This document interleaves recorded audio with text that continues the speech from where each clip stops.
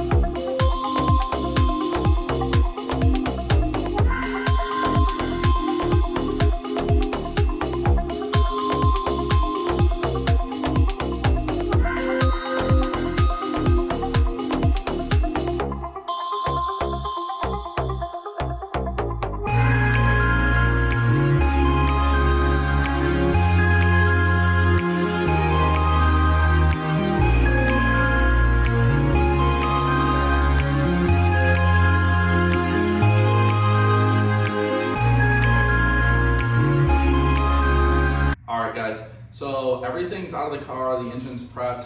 Technically the blower is on the engine now, but I only have it on with 2 bolts because we're doing some clearancing things up there with the cowl and some of the heater lines and stuff. So I'm gonna think this is gonna be a 3-part video. This will be part 1, part 2 will be everything, you know, north of the firewall, and then part 2 will be everything for the trunk.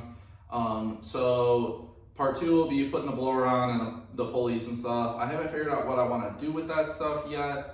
None of the pulleys are in the mail, but the 3rd video will be the ice tank. This is a heat exchanger here, and after talking to some guys online, they said pick one or the other.